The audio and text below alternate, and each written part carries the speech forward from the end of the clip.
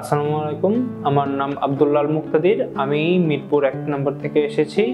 আমি একজন student. 16 April Dhaka eye care হসপিটালে ডক্টর হারুনুর রশিদ স্যারের কাছ থেকে ফেমটোল্যাসিকটা সম্পন্ন করি। তারপর থেকে আমার চশমা ছাড়াই আমি সবকিছু পরিষ্কার দেখতে পারি। আলহামদুলিল্লাহ, এখন আমি অনেক ভালো আছি। এখন থেকে গত 13 বছর আগে থেকে আমার চোখে বোর্ডে দেখা নিয়ে সমস্যা হওয়া শুরু করে।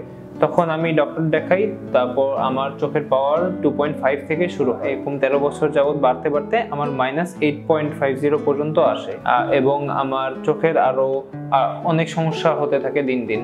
এই 2024 সালে এসে ঢাকা আই কেয়ার হসপিটাল থেকে ফেমটোল্যাসিক করায় এখন আলহামদুলিল্লাহ অনেক ভালো আছি। এতদিন আমার অনেক ধরনের সমস্যা হতো।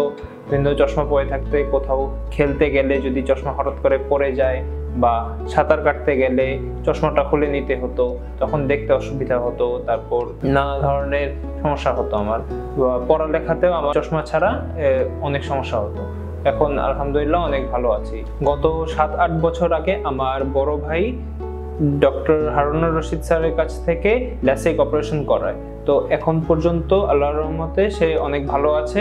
আমার বড় ভাইয়ের কাছ থেকে জেনেই আমি ডক্টর হারুনুর রশিদ স্যারের কাছ থেকে চোখটা দেখাতে আসি।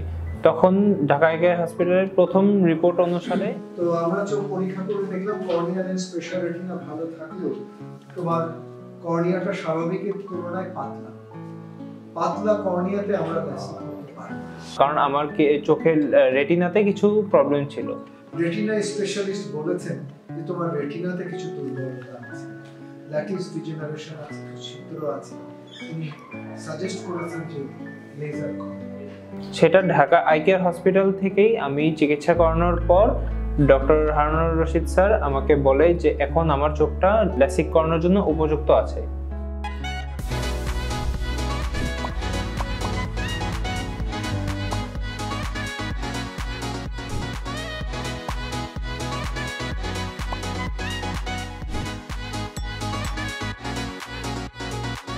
ওটিতে যাওয়ার আগে আমি নার্ভাস একটু ছিলাম, কিন্তু আমার পরে মনে পড়ে যে আমার বড় ভাই এখান থেকে চিকিৎসাটা সম্পন্ন করে এবং তার কথা মতো ওইটা যে এই অপারেশনে কোনো প্রকার কাটাছেঁড়া বা ব্লিডিং বা ব্যান্ডেজ বা সেন্সলেস করা এরকম কোনো কিছু নাই। আমি টেরও পাবো না যে কখন অপারেশনটা শেষ হয়ে গেছে। আমি কোনো কিছু টের পাই নাই বা কোনো ব্লিডিং বা ব্যথা আমার অনুভব হয় নাই। লেজার কারেকশন করতে আমার 1 মিনিটের মতো সময় হয়েছে, আর পুরো অপারেশনটা শেষ হতে 5 থেকে 10 মিনিটের মতো সময় লাগে। অপারেশনটা শেষ হওয়ার পরে আমি 1 থেকে 1.5 ঘন্টার মতো সেখানে রেস্ট করি। রেস্ট করার পরে আমি বাসায় চলে আসি। আমার অপারেশনের পরের দিন সকালে আমার আগে যে চশমা পরতাম, তো প্রতিদিন ঘুম থেকে ওঠার পর আমার চশমা খোঁজা লাগতো। তো অপারেশনের পরের দিন সকাল থেকেই আমার চশমাটা আর খোঁজা লাগে নাই, প্রয়োজন হয় নাই। আমি ঘুম থেকে উঠেই সব পরিষ্কার দেখতে পেতাম। যারা আমার মতো চশমার সমস্যায় ভুগছেন তারা ঢাকা আই কেয়ার হসপিটালে এসে ডক্টর হারুনুর রশিদ স্যারের কাছ থেকে পরামর্শ অনুসারে চিকিৎসা নিয়ে চশমা ছাড়া জীবনটা উপভোগ করতে পারবে, একটা সুন্দর জীবন উপভোগ করতে পারবে।